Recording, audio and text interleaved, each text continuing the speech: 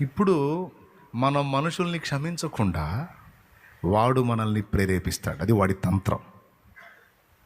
అందుకన్నాడు పౌలు, వాడు మనల్ని మోసగించకుండాన్నట్లు నేను అందరి ఎదుట వాడిని క్షమించా. ఎవరిని తప్పు చేసిన వాడిని క్షమించా అంటే దాని అర్థం ఏంటో తెలుసా? నాయకుడిగా ఉన్న నేనే క్షమించినప్పుడు నోరు మూసుకొని మీరు కూడా క్షమించాలి. మీరు క్షమించలేదనుకో వాడు క్షమాపణ పొందడు. దానివల్ల ఇద్దరికి నష్టం. వాడికి నష్టం, మీకు నష్టం. మీరు వాడి పాపంలో క్షమించలేదనుకో వాడికి నష్టం.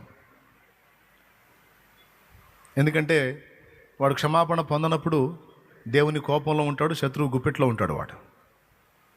మనం క్షమించి వాడిని వదిలేస్తే అప్పుడు దేవుడు వాడిని వదిలేస్తాడు కనుక వాడు దేవుని చేతిలో ఉంటాడు. క్షమాపణ పొందకపోతే ఎవరి చేతిలో ఉంటాడు వాడు? నా చేతిలో ఉంటాడా? మీ చేతిలో ఉంటాడా? మీరు ఎవరి చేతిలో ఉంటాడు? సైతాన్ చేతిలో ఉంటాడు. వాడికి నష్టం అది మనం క్షమించకపోతే. రెండోది మనకు నష్టం. ఎందుకంటే మనుషుల అపరాధములను మీరు క్షమించిన యెడల మీ పరలోకపు తండ్రియు మీ అపరాధములు క్షమించును. మీరు క్షమించకపోతే మీకు క్షమాపణ రాదన్నాడు. ప్రభువుకు స్తోత్రం చెప్దామా?